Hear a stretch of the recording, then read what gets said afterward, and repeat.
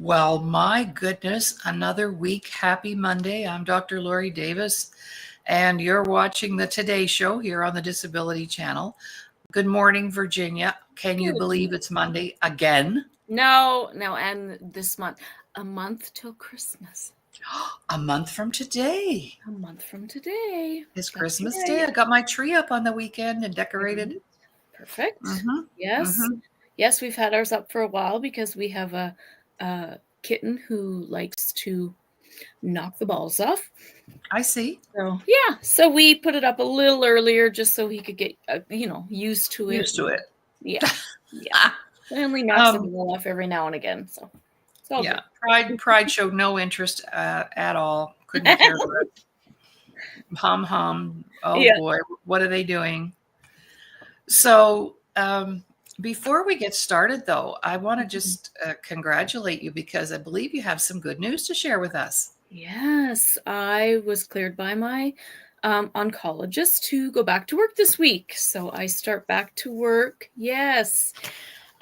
Just starting at 3 days a week for the next couple weeks, but my days have kind of wherever we can fit in. I still do treatments every 3 weeks. I have 7 treatments left for my Herceptin treatments. Those are Fridays. So I still have those to finish up. But yes, I was cleared to go back to work almost 9 months later. So Wow. I'm so Wow. excited. I know. And why don't you share with our audience what it is you do when you do go to work? Because it's very Yes, similar to what we do here. But exactly. And I think that's why I love it so much. So my title is a social emotional learning facilitator in the Wolf Creek School District where I live. So we go around to any of the schools that want us to come in. I think there's 3 of us, and we have different, again, workshops, programs for the kids, and different things. And we talk about emotions. We talk about regulating our emotions, how we can do that. Anything like that, anything that for, that social development, emotional development. And we have products from kindergarten to grade 12 if they want us. But normally we're K-9, but if the high schools want us, we're available. So we have, time budgeting for our older students, and for our younger ones, we talk about our emotions and what they look like. And so we have a lot of fun with it. And I've missed my colleagues, and I've missed all the different schools and teachers and students that I get to see on a daily basis. So pretty excited to go back. yes, well, it's been a long haul. 9 months. That's a long time not to be at work. And so we're really, really happy for you. Thank you. And congratulations. Yes. We love good news, right? Yes, we do. We're all about that. All right. Well, today we thought we would talk a little bit about decision making, processing decisions. A lot of people have a hard time making a decision. So we're going to talk about all the different ways that people have chosen to try and make decisions, and then we'll talk about what we do. And we also have a tool we're going to share later on in the show. So let's you and I just talk about, first of all, and you've been through a year of having some very hard decisions to make. Me too. And whether it's personally or professionally, decision making is something that we really need a lot of confidence to do in the first place, because it requires taking risks and so on. So why do you think people have a hard time making decisions? I think people, they don't want to make the wrong decision. Right. In my case, I had to make a decision on whether or not I wanted to do radiation as part of my treatment. And I did my research, I did my homework, I asked the questions, and I decided that I was confident that I don't need it as part of my healing routine, dealing with my breast cancer. So I had to make that decision. No matter what the outcome is, I was confident in the decision I made, and I don't regret making that decision, because I I researched, I read, I asked questions. I wasn't scared to ask questions.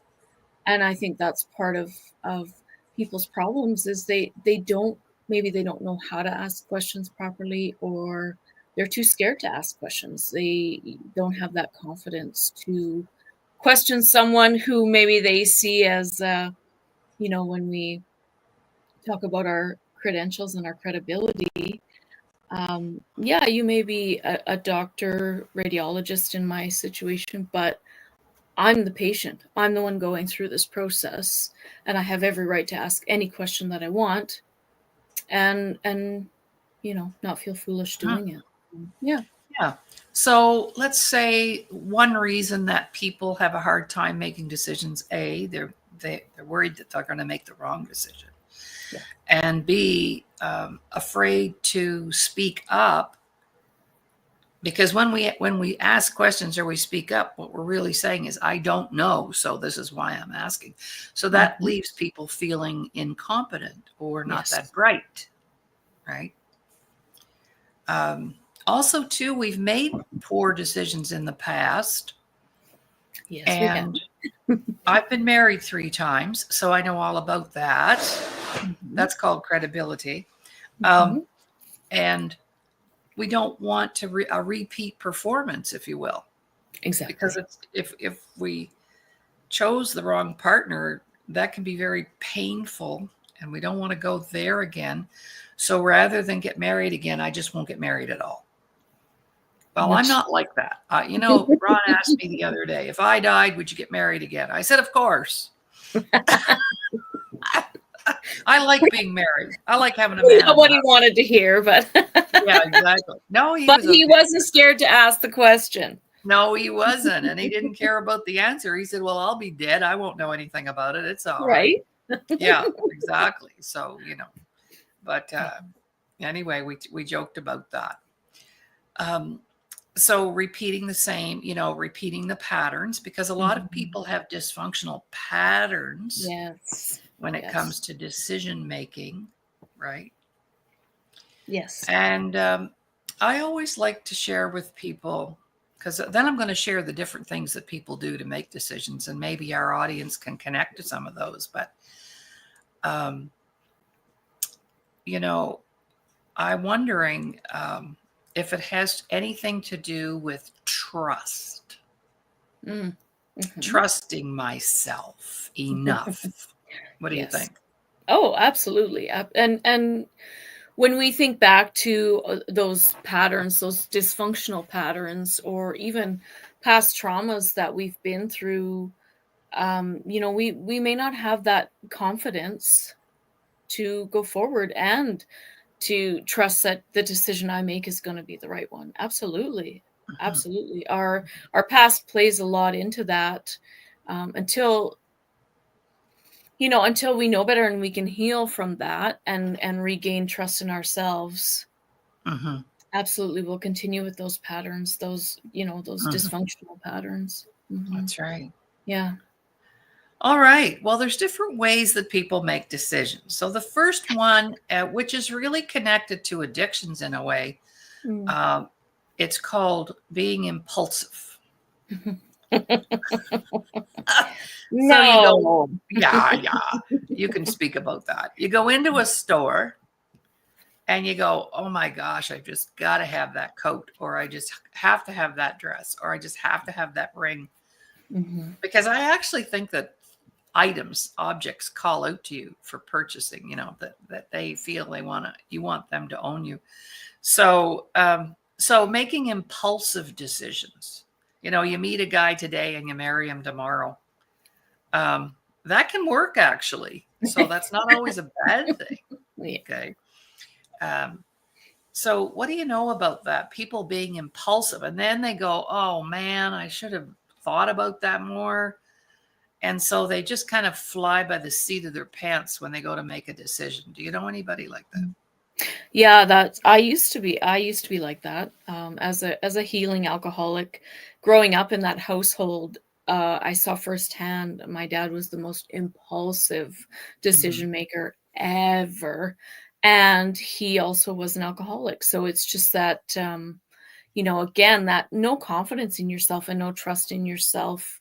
Or, you get so excited about something, and you just like, oh, I got to do this now, without actually thinking it through or thinking about the impact on yourself or your family or, Mhm. those around you. So it's like you say, it can work out fine. It can, um, depending on what decision you're making. I woke up one day and decided I can't do this. I can't drink anymore. So was that impulsive? Maybe it was right before COVID, so it could have been a little impulsive, but I stuck with it. But I Yes. and I mean, I'm almost 5 years sober now, so Can you it's believe that? no, it's crazy. It's I know you're crazy. only like a little not even 2 when I met you. Yeah, like Wow. it. Yeah, I know. Yeah, it'll be five Wow. years in January. So yeah, Wow. so I mean, sometimes those impulsive decisions work out, but it's part of those destructive patterns that we have Yeah. to make those impulsive decisions. And again, we talk about our past situations, our past traumas, and I know we use that word a lot. Trauma's thrown around a lot, but it does make a difference in how we do things. It really does. Mhm. Hmm. Well, Ron Davis, my present husband of 32 years, that was impulsive. He came to the door and I was going to introduce him to some friends of mine because I had decided no more men. And then when I saw him, I went, "Oh shoot. Hmm. I don't think I'm going to introduce him to any of my friends." And if you talk to him today, he said he's still waiting to meet some of those friends. But I went, "Never mind. I am going to save you for myself." Hmm. And a week later, he moved in with me. And we've been together ever since. Hmm. So that's pretty quick, ladies and gentlemen. If you're looking for love and you're looking in all the wrong places, Eddie rang my doorbell, like, ta-da, showed up at the door, poor boy. Okay, excellent. And that'll be, let me see, 33 years in January. Hmm. So there's another positive outcome. But Exactly. depending on the situation and where you're at, and I had just finished telling my parents I was done with men, and then I had to backpedal and write Geez. a letter and tell them, "Oh, by the way, I met this really nice man." Oh my gosh, I thought my dad was going to kill me. But anyway, so that's the first type of decisions that we make, where we Hmm. can be impulsive. The Yes. second one is the proverbial researcher. So this might be you, but in your illness, Mhm. it was very necessary for you to Yes. do the research. But let me Yes. just simplify it by saying, for example, I want to buy a blender. And I go on the internet and I research for the price, the model, the color. Then I don't like what I see. So I go back in the next day. 6 months later, I still don't have a blender, Hmm. right? Yeah. So you can overthink and research things to death, Yes. right? Now, in your situation with the cancer, why was it important for you to be the researcher? Because I wanted to know, one, I wanted to know more about what was going on in my body. I have been very much an advocate for myself for years and years when it comes to my health, just because of things that have gone on and the lack of support, shall we say, from doctors and to get that information. So yeah, for me to research what was going on, to understand, I wanted to understand, one, what the doctors were talking about so I could ask intelligent questions and, you know, find out what I needed to know. In Because it's a big thing. It's a big thing. Any health decision, that's a big thing. I would say do your research. Absolutely. Don't just trust what someone tells you. If you need a second opinion, a third opinion, you need to advocate for yourself.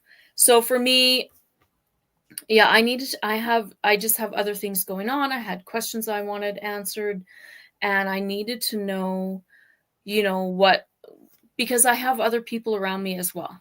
So how is this going to affect me? How is this and for me doing that research, and I really feel like I dodged a bullet not getting radiation. Mhm. I really feel that way. I'm talking to people, and that's the thing. I'm not just reading on the internet and that's it. I'm speaking to people who've gone through it, and stuff like that. And I feel like whew, a weight lifted off my shoulders. When you find out some of the things going on with others. Yeah, Mhm. so for that, you have to be confident about advocating for yourself and comfortable speaking up Mhm. and knowing that, what, just because you're the doctor or you're the specialist in your field, that doesn't make me lesser of a person. That's right. Especially when I'm the one going through, or you're the one going through that situation. Ask, as far as I'm concerned, no question is too small. No question is silly. I want to know. I want to know. Right. Right. And if you can't answer these questions, then why are you a specialist in your field? Mhm. Exactly. Yeah. So there's, with each decision making process, there's the plus side, there's the downside. So we wouldn't research for 9 months on how to buy a blender. Okay, just saying. Hmm. But if it's serious, well, okay. Yeah. All right. The third way that people make decisions is they go with their guts, Mm. their intuition, if you Yes. will. That inner voice. Don't marry this guy, and you don't listen, right? Hmm. Um, Yeah. there's there's flags that come up for us intuitively, and we don't pay attention. And so, but a lot of times that's the one way I do make decisions is I listen to this rather than this, Yeah. because this will talk you in and out of anything, Anything. whether it's good, bad, or indifferent. Yeah. This can talk. You may feel really positive and know you're doing the right thing, but this will talk you out of it or into it if Hmm. it's the wrong thing. Yeah. So I tried to use both, but I listened to my heart, and they can now scientifically measure, and I've shared this on shows before. The energy field around our heart is 5,000% greater than the energy field around our brain. Hmm. So, thinking with your heart rather than your head can sometimes be a great way to make a decision. Hmm. What do you know about intuition? Yeah, I am learning to trust my intuition more, and it was part of the research. When I'm sitting there and I'm listening to what someone has to say, I absolutely now will pay attention.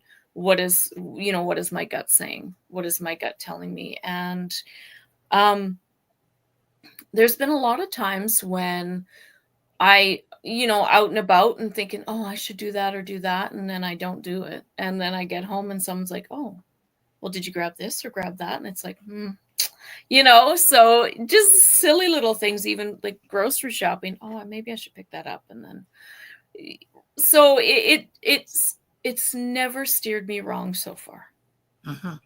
Yeah, that's and that's something I know, a lot of people may not believe in, but it has never steered me wrong so far. No, No. actually, it's very important for safety, Mhm. for making decisions, business wise, professionally. And I've worked on my intuition because we're born with it, but then it gets beat out of us Yes. and we start using the intellect way too much.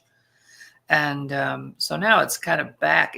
My intuition right now is so intent that I'll wake up in the middle of the night. I don't have a clock next to me on my side of the bed, but Ron has one on his side of the bed. And I have to kind of pop my head up to look at it. And if I think it's like 3 o'clock in the morning, I look at the clock and it's 3 o'clock in the morning, Mm-hmm. or it's 6:24, or I know the time before I actually look at the clock. And that's even during the day and everything. It's just weird what's happening there. Mm-hmm. All right. So using your intuition and listening to that inner voice, that's very powerful. Another way of, and I do this a lot too now, is if something comes across my desk and I need to think about it or research it or whatever, or if it comes across my desk and I'm really excited about it, then I sleep on it. Mm. And then if I feel the same way the next morning, then I know it's the right thing to do. Mm-hmm. If I look at it the next morning and I'm going, then I know it's Yeah. not, right? So I've given my subconscious an opportunity to process that. And just before going to bed, I'll say, please let me know in the morning what I should be doing. Mm-hmm. Absolutely. And your subconscious will tell you what to do. You have to engage it, though. It's sitting there full of information. Waiting. More than the largest computer on the planet. Yeah. So it will pull out the answers, but you have to ask. Mm-hmm. Yes, that makes sense. Yeah. So that's what I do at night before I go. If I have something I need fixed or resolved the next day, I'll just say to the subconscious, figure this out for me, will you? Mm-hmm. And let me know in the morning what I need to do. Yeah. That way I don't lose any sleep. Exactly. Yeah. How many people are tossing and turning and staying awake and they can't think and they can't function and they can't. Woo. Yeah. Mm-hmm. Yeah. Because you haven't, your body's, or your, that's that intellect, your mind, you have to make a decision. You have to make a decision. Mm-hmm. Where, in this sleep on it, you're telling your body, it's okay, I can sleep. We're going to deal with this, in the morning. Tomorrow. Yeah. In the morning. And you can rest. Absolutely. There's a lot of people I know that, all of a sudden they lay down and their brain's like, yeah, they got a hamster up there. Yeah. It's time to go. Yeah. Right. Mm-hmm. Yeah. They need to give themselves that grace. Mm-hmm. Mm-hmm. Then another way that people make decisions, they actually cannot make a decision. So what they do is they ask for help, not help, but they'll say, what do you think I should do? What do you think I should do? Now, I have a great story about this. And we usually ask people who don't even know as much as we do for advice. All right. I don't give advice. Even if you ask me for advice, I won't give it to you. I might help you figure out how to give yourself advice. But Mm-hmm. so this was years ago. I was working in the clothing industry. I used to go into corporations and teach women how to dress professionally. I did that for about a year in between jobs. And I used this one really nice high-end clothing store I borrowed clothes from them to demonstrate. So I was in the store one day and I would work on the floor if I was busy picking out wardrobes and such. And this lady came in a pair of coveralls and rubber boots, and we sold a line of bridal wear as well. And she brought her daughter with her, who was also in the coveralls and the rubber boots. I'm not putting that down. I'm just saying that's how they appeared when they showed up, because mom needed a dress for her son's wedding. And she said, I need a dress for my son's wedding. I don't even have a dress. I don't own a dress, but I brought my daughter along to help me pick one out. Do you see where this is going? Mm-hmm. Yeah. So I looked at the daughter and I thought, whoa, no. I know I could tell right away just looking at her figure, and we had a dress that was perfect for her. So I said to the daughter, how about you take some change? Here's some change. And you go down to the food court and bring us all back a coffee. So I got rid of the daughter so I could get the mother in the dressing room, throw this dress into her. She stepped out. She looked absolutely stunning in this dress. But the point that I'm trying to make is we often seek the counsel of people who don't know as much as we do. Mhm. That would be like you asking somebody who has never had cancer whether or not you should have radiation, Mhm. right? Yeah. So some people can't make a decision unless they have 5 or 6 people telling them, or so they need confirmation Mhm. all the time. Does Mhm. that connect to you at all? Well, it makes sense. It does make sense, and I've had, or they ask you for your advice or whatever, and you give from experience, say as a parent, and then they do the opposite anyway. Why did you bother asking me then? Like, why? Mhm. Right? So it's, yeah, I can see where that would be um part of, when we talked about our credentials and credibility. It's, that makes complete sense. Yeah, why would I ask someone Mhm. who has never been through what I've been through, Yeah. um, So to help me make a decision? yeah, but you Yeah. see that need to get that advice or get those Mhm. opinions comes from our own insecurities. And Exactly. that's back to that trust, not trusting Mhm. myself to make the right decisions for myself, etc. Right? Yes. Yeah. Yeah. Those Yeah. patterns, those um, destructive patterns, we can call them. Absolutely. Yeah. Yeah, and I'll give you another story. In my second marriage, which lasted 18 months, I come home and my husband's on the phone with his mom. He liked his mom better than he liked me. Mm. He was an only child and he was really Mm. attached. His parents really hovered over him, and he was still living at home with his parents, when he was 38. So that should have been my first clue. I didn't pay attention. I'm gonna marry this guy. Okay, he'd never been married, and oh my God, he was like a little kid when I think about it. Um, but anyway, he was on the phone. He was talking. We had bought a house, and he was asking his mom, "Mom, we need to get a washer and dryer. What kind do you think we should get?" These are the conversations he was having with his mom, and I'm thinking, "Baby, I built 5 houses so far. I bought tons of appliances. I think I can do that." So there's another example, you see, of that insecurity, that Yeah. codependency, needing the approval of my parents. That was what it was all about. He didn't Mhm. want to buy the wrong one and have his parents judge that. So when you're 40, I don't think you need to worry about that, okay? Or you Yeah. shouldn't be anyway. No. So making those decisions, sometimes we need to make our own. We actually, on some level, know what is best for us, Yes. and we need to go with that. Mhm. Yeah. Yeah. We're not getting any comments this morning. I'm wondering if anybody has any questions. We've got a few live watchers here this morning. And so that's the first part of the show in terms of, Yes. decision making and why we have a problem.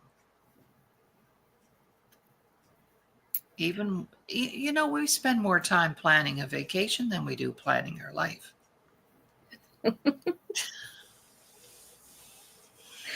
That's true. That's true. Right? But again, it falls into that, that researcher part. I want, what are my options? I'm that way too. I want to know what's around so we can, you know, get there and okay, well, we have this option, this option, this option. So absolutely planning a trip. Yeah, I go back into that researcher mode, and what's available here, what's here, times, because if we do want to just be spontaneous and go see something, then at least we know, okay, well, we know it's open this day, so Yeah. you can still be a Yeah. little spontaneous. But it's, yeah, you're making all these decisions about things that really in the long run won't matter. Not a trip. The whole point is being together, right, with your family, if that's what's happening. So we need to sit down, and if we're falling in these categories, we need to figure out, okay, why or what works best. This is how I can get through. Yeah, okay. So if I'm thinking, we talked about the blender. All right, well, who can I ask that has the blender? Ask someone. How do you like it?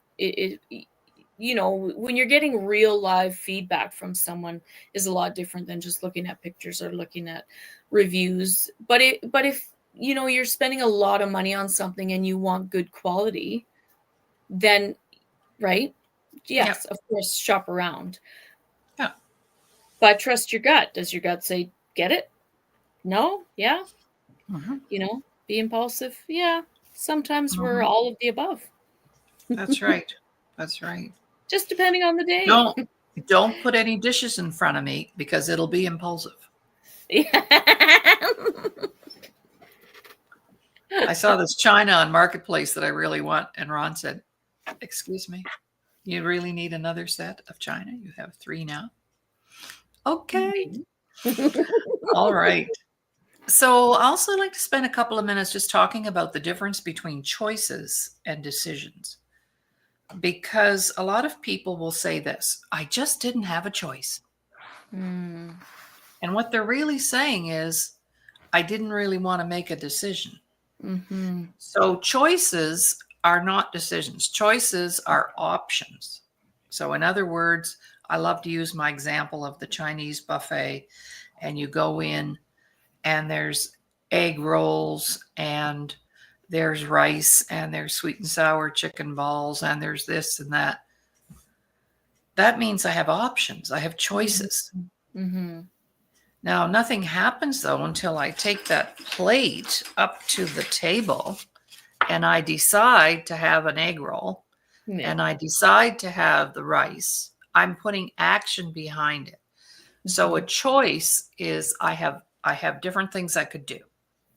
I could get a red blender, a blue blender, a white blender. I have choices. Yes. But nothing happens until I make a decision.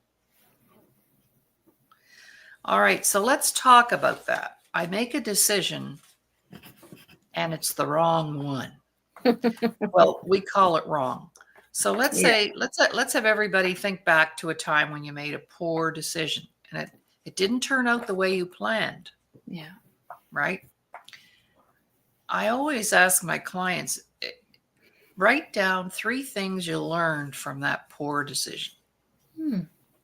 Well, I learned that I need to do a little more research on those dating sites so I don't get the wrong guy coming through the door. Yeah. I learned that I don't really need a man. I can live on my own. I learned that my self-worth must be up there because I'm not letting somebody come in and abuse me. Exactly. So, in other words, when we make a poor decision, there's value in it because it teaches us things, Mm-hmm. Yeah. right? So, is it Yeah. really a poor decision? Probably not. Probably not. No. And depending on where you're coming from, as a parent, our children, that's how they learn. That's They right. make mistakes. If you decide everything for your child and they get out in the world and they have no idea how to make a decision, what have you done? You've taught them nothing, really. So, they need to be able to make mistakes, make decisions, and what we need to do as parents, and that we need to support them. Okay, so this is what happened. I love that. What are 3 things you learned from that? What can we do next time to, or what can you do next time to, like you say, okay, maybe I do need to do a little more research, or, when we fall back on those, instead of making that impulsive decision, or, so maybe we can give an option. Hey, okay, so next time, maybe what could you do next time, or what? So they do come out of it with knowledge that, okay, I made a mistake, but I've learned from it. I know what to do next time. Exactly. Yeah. But there's another thing. We're programmed not to make mistakes. And if we make a mistake, who's the first person to beat us up? Ourselves, Ourselves. right? Yeah. Because we've been programmed. It's not okay to make a mistake. Well, welcome to that world, wherever that is. That must be in outer space somewhere because, gee, La la land. right? La La Land. La La Right Land. on. Can you Yeah. imagine going through life not making a mistake? You'll never do anything. Well, and You won't that, yeah, accomplish exactly. anything, You would right? you would never leave your house. No, Yeah. no, exactly. All right. So now we're going to talk about a system that I created. Uh, and I'm probably not the only person that puts it out there, but something that I thought, okay, there's got to be a system because I'm all about systems and processes. So what can we do when we have a problem? So we have a 5-step system that we share. Mhm. And what's the first step? We call it, I don't know if it's creative dynamic thinking or dynamic Mhm. creative thinking. Dynamic creative thinking, absolutely. And Right. we love this. We in our self-worth, this is a permanent life tool. Right. So you can use it at any point in time in your life. So that's the beauty of this tool that we're sharing. So the first one, we need to identify the situation that we would like to solve or resolve. All right. So Right. and we write it down. Yes. So the first thing is we have to get our head out of our butt. It's called denial, and acknowledge the fact that we have a situation that needs to change either right away or down the road. It could be urgent. It could be something that can wait. But at the same time, what is my situation? Mm-hmm. I need to get out of this relationship. I need to earn more money. I need to improve my communication with my family. Whatever it is, it doesn't matter what it is. No, no. But how many people write down their problems? Not very many. They think about it all day long, but they don't sit down and go, okay, here it is in paper, looking me back in my face, Yes. right? It makes it real. Mm-hmm. When you sit there and you're looking at it, it's the same as getting the cancer diagnosis. When you actually Yeah, see it on paper, and it makes the situation so much more real. right. Someone telling it to your face is different until you actually sit down and look on paper and say, okay, Mm-hmm. this is real. This is what we're dealing with. What are my next steps? So Right. right there, sometimes the situation is not your choice. You still have to, yeah, denial. No, this is happening. You need to deal with it now. Mm-hmm. So, right, sometimes it's put in front of you and it is urgent to deal with. It's something you can't just Mm-hmm. push on the back burner. So, yeah, depending on your situation, you may not have chosen. It may have just popped up in your world, and that's what Mm-hmm. you have to do, right? So, Yep. And it can also apply if you have a goal that you want to yes. reach. So, for example, you might write down, something you want to accomplish. I'd like to have my book written by such and such a date. Sylvia would love to hear us Mhm. talking like that. She's on Yes, the she show would. in the audience today. So, a goal, getting my book done, getting my Christmas shopping finished. It Mhm. could be whatever. Yeah. Okay, step 2. What's our next step once we identify the situation?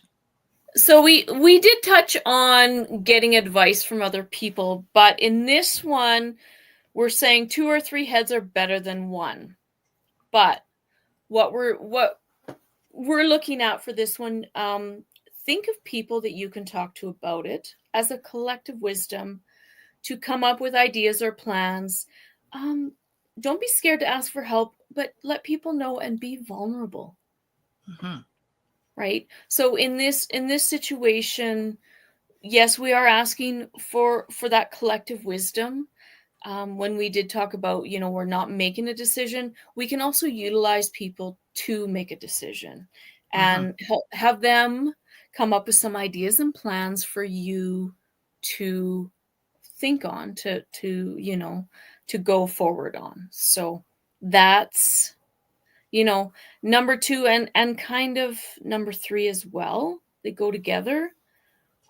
Get together with your group and present a situation, and then get them to share ideas. So maybe you're part of a group and you feel comfortable talking with them about it, or maybe there's 2 or 3 people that you can go to if it's family or friends, someone who you trust they don't need necessarily, have to be knowledgeable in that. It would help, absolutely. But if you know two or three people, okay, who are maybe going through the same thing, we'll take cancer as an example again, because that's something we've both dealt with. Two or three people that are going through it. Okay, so this is what you did. This is what you did. Perfect. Now I've got some ideas on, what I can look at or where I can research or, talk to. And then, the group is the same thing.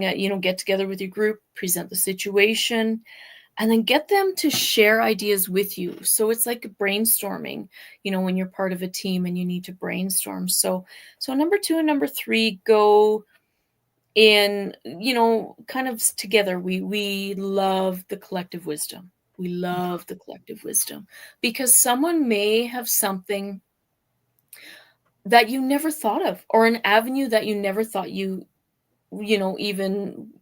come up in your brain, because everybody thinks differently. Everybody's unique, and that's the beauty of getting together with that group and that collective wisdom, or your friends, family. It's so that's our kind of 2 and 3 together. If you're comfortable in a group, absolutely. Or if you are only comfortable with a couple people, that's the nice thing about those options. Yeah. So number 2 could be challenging, because a lot of times we want to harbor our problems and our challenges to ourselves, but that really doesn't help solve anything. So number 2, it's good to have that little mastermind group of people that you trust, and you can say, hey, I have a chance to do this, or, I've got a challenge with that. And a lot of times over the years, especially in the business, if I was facing or confronting a situation that I didn't know where to go next, I would pull in 2 or 3 of my facilitators and say, hey, this is our situation. What do we need to do?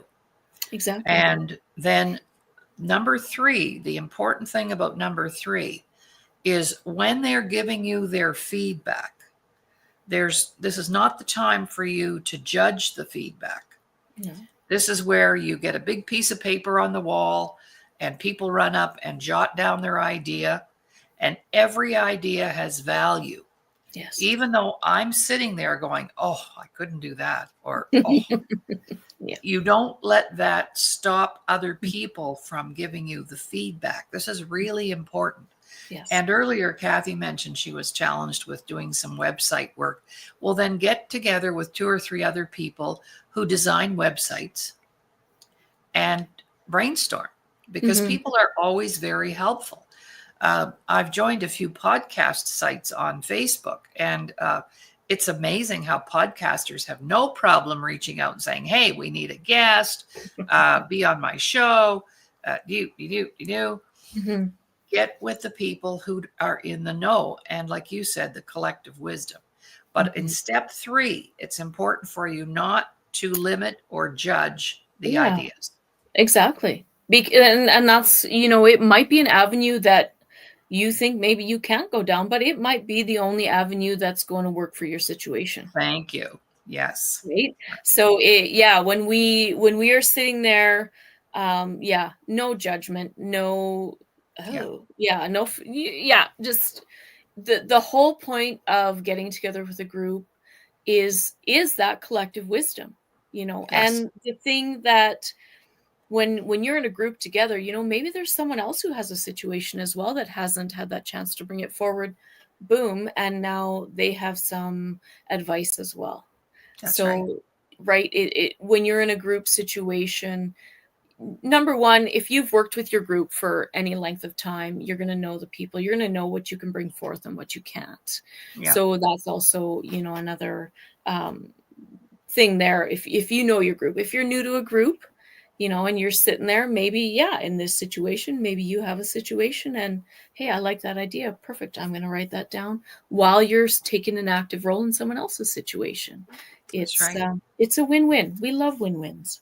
Yeah, absolutely. So then in step 4, Step Yes. 4, you get to send everybody home after you fed them. You know, they need to have Yeah. a coffee if it's in Yeah. person. And so you send everybody home, and then you look at all the ideas Mm-hmm. and you cross out the ones that do not suit you. So if there's something there that you're not comfortable with, I couldn't really do that. I don't want to do that. Mm-hmm. Then you see what's left. Yes. And then you have options. That what you've done is you've created some options for yourself, Mm-hmm. right? Some choices. Yeah. And then, you know, it's not for somebody to tell you what to do. That's advice. And I don't Mm-hmm. ask for advice, and I don't give advice. I think it's a very dangerous game. Because then if it doesn't work out, guess who they blame? Mm-hmm. The person who gave the advice. So Mm-hmm. I don't go there anymore. I used to. But feedback, sometimes we need feedback. So you pick the right one. And then, is there anything you have to say about number 4 there? Well, it again, when we had talked about those choices and those options, right, that you make those choices. The nice thing about having multiple choices, even if you've crossed a few off that there's no way I'm doing that, you can also have a backup plan. That's right. Right? So if A doesn't work, okay, so let's try B. If B doesn't work, okay, let's try C. That's the nice thing about having that board full of ideas, is you have options now. You can make a choice, and when you're sitting there looking at it, and you can think about, okay, so if my gut tells me no, that's not the way to go, or you can do a little research on each of them if you need. But that's the nice thing about it, is now you have those options. And when we talk about making that choice, you make your choice, you go on. If A doesn't work, okay, let's try B. Right. And that's a Love it. backup plan. Yeah. So Love it. it's Yeah. It's a comfortable. no-brainer. And It then really number is. 5, Mhm. it's up to you to make the final decision. Exactly. You still have that control, if you will, or you still have the say, based on the information and the research and the group dynamics. That's why we call it dynamic creative thinking. I had it backwards today. I called it creative dynamic thinking, but I don't think it really matters. No. Right. So that's the tool. So number 5 is you take action. Take action. Make it Take happen. action. Now, Yeah. I just want to share this. We're all familiar with the book series, Chicken Soup for the Soul. Mhm. And the co-author of that, Mark Victor Hansen, was a mentor of mine. I would travel from Halifax to California to be in his workshops. And he told us that he has always had an 8-year-old on his board of directors. Because when they run into a situation, children don't have any filters or limiting thoughts, or they're not coming from that trauma place. So he said he always has a child on his board of directors to help them with their creative thinking processes. How cool is that? That's awesome. And what a beautiful, brainstorming thing is, you know, is just going forth and having that idea that and when we talk about no judgment, we mean no judgment. It may be coming from a child, but you're not going to judge what they're saying. Mm-mm. Right? And that's the Yeah, you're beauty not of- going to. No, you are You're not going to not. look at them and say, well, that was a stupid thing to think of. Right? Because it's guaranteed something that you did not think about. That's right. Guaranteed something you didn't think about. And Absolutely. when we need to sit down and do this dynamic creative thinking, that's when we're going to pull in, the people that we know, who can I talk to, or who does things, maybe you like the way someone does something. Maybe it's a little different to what you do. But hey, I want their advice because they do things differently than me. And that's okay. That's okay. And because something might come up, like you said, when we're going through this, that you would have never thought of in a million years. Never thought of in a million years, because everyone's situation's different. Everyone handles their situation different. So we just I love that collective wisdom and that creative thinking. What can I do? Where can I go? Who can I talk to that can help me along the line with my decision making process? And it's, sometimes, like the researcher in me, I sit, I read, I write down questions, and then I ask them. But I don't, wait 6 months to, especially if it's something that's urgent. No. If I need to, same thing. It's you can still do your research still, but don't be scared to think outside the box. And that's where this collective wisdom and your group and your get-togethers come in, is because not everybody is going to think inside that box, right? Exactly. We want those outside box thinkers because they're going to give us some ideas and some tips and tricks that, we guaranteed we never thought about. Absolutely. Yeah. All right. Well, can you believe our time is winding down? So I'm trusting that we have put out an amazing show today with some really practical tools, which is the purpose of our show on Monday, to share with you, because we have in our toolbox here at Self-Worth the Missing Link, we have over 1,000 tools. That means 1,000 shows if we wanted, with content that actually works. These Yeah. things work that we share on Monday because we lived them, we've done them. Yes. And yeah, so it's very important. All right. Well, I don't want to announce this, but I'm going to, because Virginia's workload is going to interfere, of course, with her regular appearance on the show. She'll Yes. be back, but we have a whole team of people that I know would be happy to come in and do a show with us on Mondays, because this Yeah. is our stuff. This is our stick, our shtick, Exactly. Yeah. right? Yes. And Virginia, I just want to publicly thank you for the time that you've donated to the Disability Channel and to the Today Show, for all of the Mondays that we've worked together to produce the show and make it content rich and relatable. So I just want to thank you very much, especially during this most difficult time in your life this past 9 months and everything you've been through. But you have had the courage, and what an inspiration to others who need to hear from you.